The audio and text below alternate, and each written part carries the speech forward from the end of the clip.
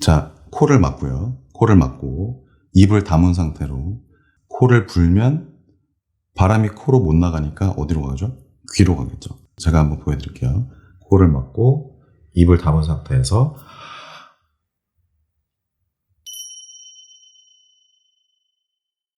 네, 안녕하세요. 이비인후과 의사 이정엽입니다. 지난 3년 동안 코로나 시국으로 해외여행도 많이 못 다니셨죠. 최근에야 이제 여러분들 다 해외여행도 조금씩 다니시고 하는 것 같습니다.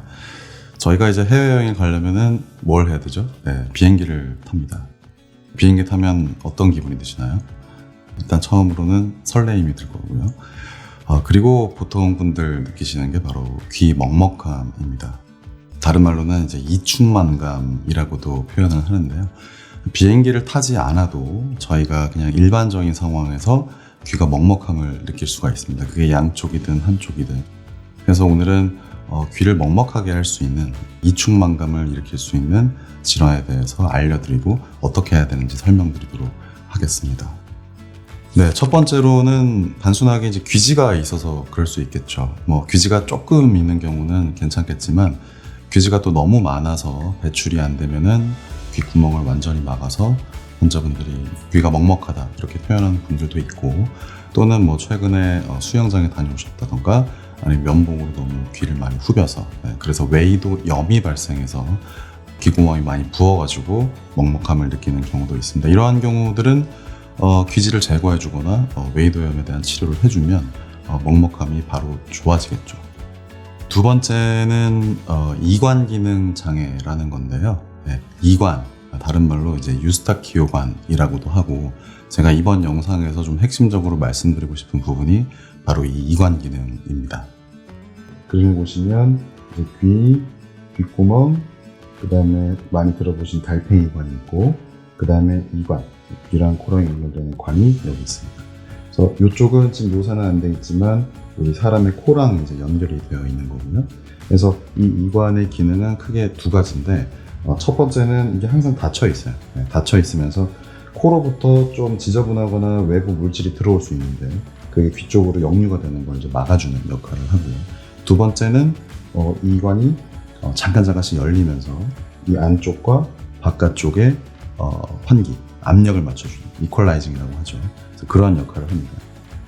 그래서 우리가 비행기를 타고 높은 데 올라갔거나 산에 올라가셨다던가 아니면은 다이빙을 해서 물속으로 내려갔을 때 먹먹함을 느끼지만 시간이 지나면 먹먹함이 해소가 되는 이유는 정상적으로 방금 말씀드린 이관이 제 기능을 하고 있기 때문에 그렇게 되는 것입니다. 그런데 앞서 말씀드린 그 이관 기능에 문제가 생길 수 있습니다. 그걸 이제 이관 기능 부전이라고 하는데요.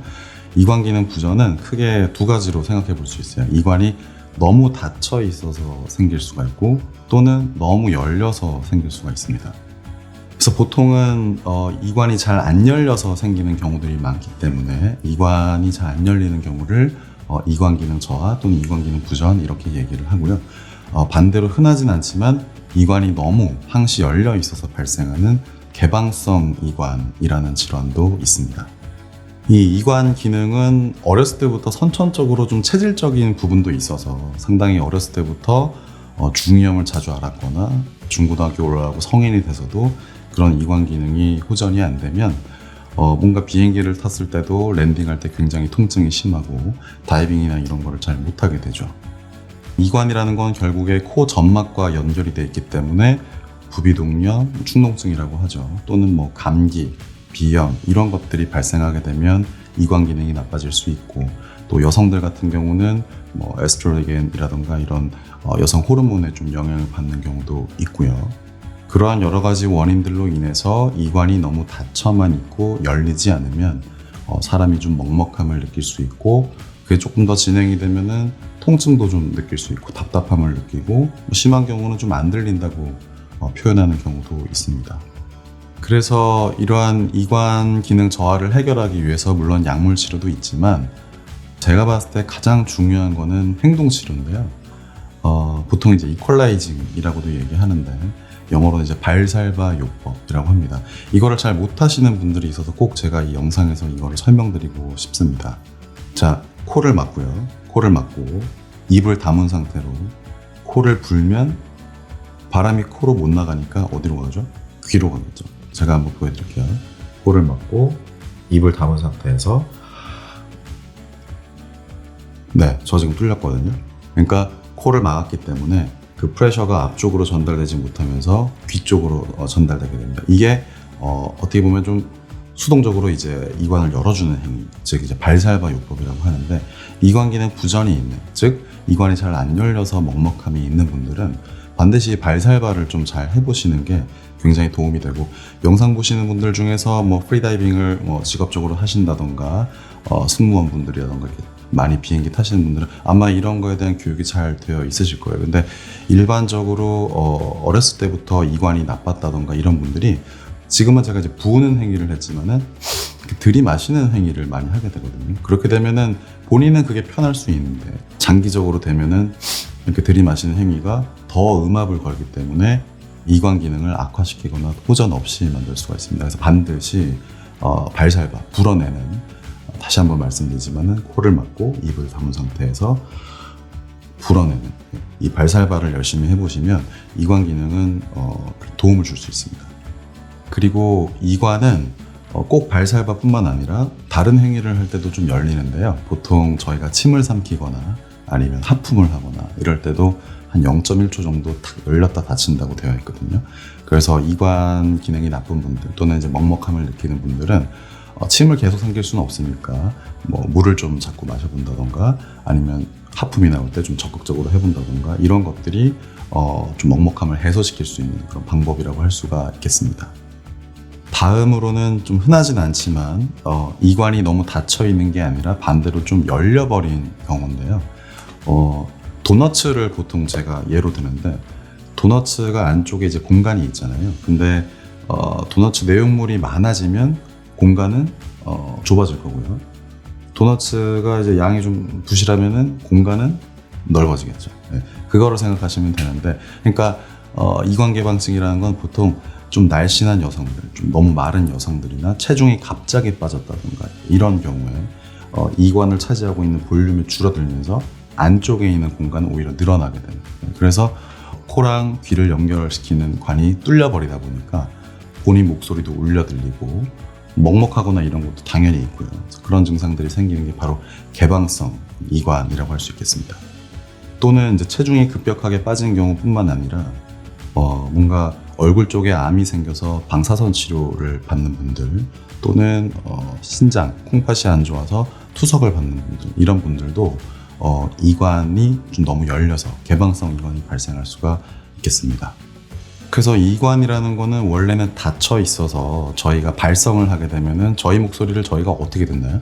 바로 듣는 게 아니라 말이 나와서 이제 바깥쪽으로 듣게 되잖아요, 본인 목소리를. 근데 안쪽에서 터널이 생겨버리니까 이것도 들리지만은 이제 본인이 얘기하는 게 바로 다이렉트로 귀로 들려버리게 되거든요.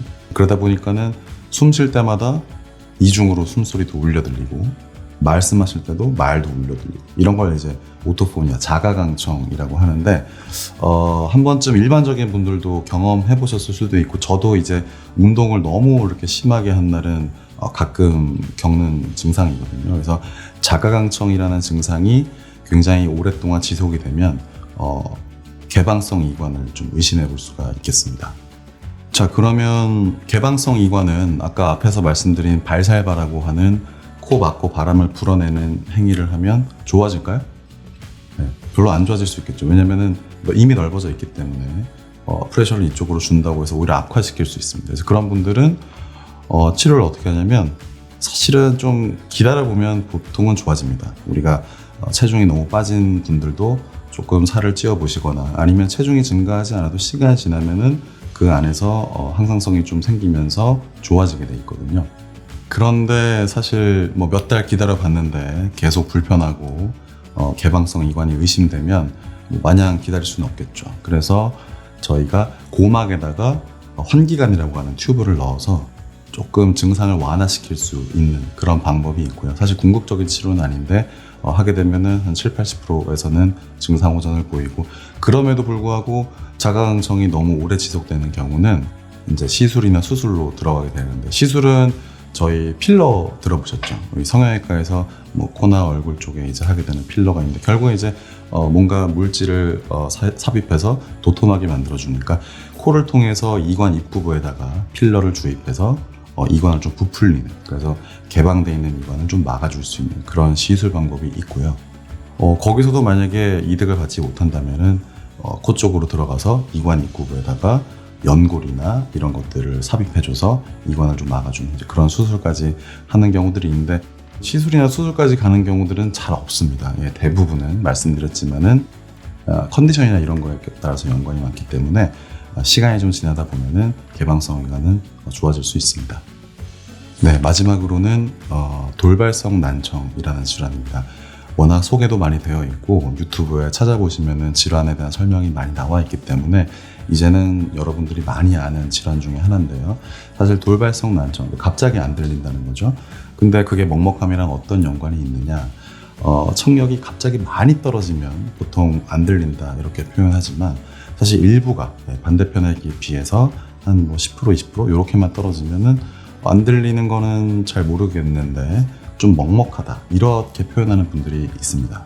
그래서 그런 분들은 청력 검사를 해보면 다른 주파수는 좀 괜찮은데 저주파라고 하는 좀 낮은 음역대의 청력만 일부 소실되어 있는 경우들이 있습니다. 그런 거를 저희가 돌발성 난청 중에 저주파 난청이라고 하는데, 저주파 난청이 생기면은 안 들리는 거는 잘 모르겠는데 어쨌든 좀 먹먹하다, 귀가에 압이 찬다 이런 느낌을 많이 호소를 하거든요. 그래서 먹먹하다고 해서 앞서 말씀드린 단순한 이관 문제뿐만 아니라 돌발성 난청이라고 하는 좀 빨리 치료를 해야 되는 질환이 있을 수도 있기 때문에 반드시 먹먹함이 갑자기 생겼다면 청력 검사를 해보시는 게 굉장히 중요하겠습니다.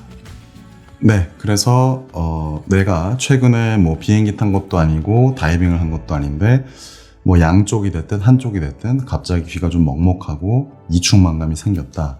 그렇다면 제가 말씀드린 3가지 질환을 좀 의심해 볼 수 있습니다. 첫 번째는 이제 귀지가 있는지 아닌지, 웨이도염이 있지 않은지 확인해야 될 거고요. 두 번째는 제일 중요하면서도 많은 이관 기능에 대한 문제가 있을 수 있고, 마지막으로는 조금 위험할 수 있는 돌발성 난청, 이 3가지 정도만 감별하시면 먹먹함이 생겼을 때 크게 벗어나는 일은 없다고 생각합니다. 마지막으로는 우리 아이를 가지신 산모분들께 좀 말씀드리고 싶은데, 외래에서 진료보다 보면은 좀 산모분들이 귀가 먹먹해서 오시는 경우가 꽤 많아요. 근데 그런 분들이 다 뭐 청력이 떨어져 있고 그러냐? 그건 아니거든요. 그래서 알고 계셔야 될 거는 임신 초기든 뭐 말기든 간에 아이를 가지면은 이제 체내 볼륨이 증가하기 때문에 기본적으로 살이 찐다는 얘기죠. 이관도 좀 살이 찌는 거죠. 쉽게 생각하면. 그래서 먹먹하거나 좀 답답하거나 이런 경험을 하시는 분들이 많아요. 그래서 그런 분들은 병원 가셔서 청력 검사 해보시고요. 청력에 문제가 없다면 내가 아이를 가져서 지금 이관 기능이 좀 떨어져 있겠구나. 그런 경우는 아이를 낳는 게 치료입니다. 빨리 아이 낳으시면 증상이 좋아지기 때문에 산모분들께는 꼭 이 말씀을 드리고 싶습니다. 네, 제가 오늘 말씀드린 이 이충만감, 먹먹함에 대해서 좀 이해가 되셨는지 모르겠습니다. 사실 다른 귀 증상에 비해서 굉장히 많이 증상이 생기는데 또 병원 가면은 뭐 별거 없다고 하니까 조금 오해도 생기고 이렇게 되는 것 같아요. 그래서 오늘 제가 좀 정리를 해봤고요. 오늘 영상이 많이 도움이 되셨으면 좋겠습니다. 지금까지 이비인후과 의사 이정엽이었습니다. 감사합니다.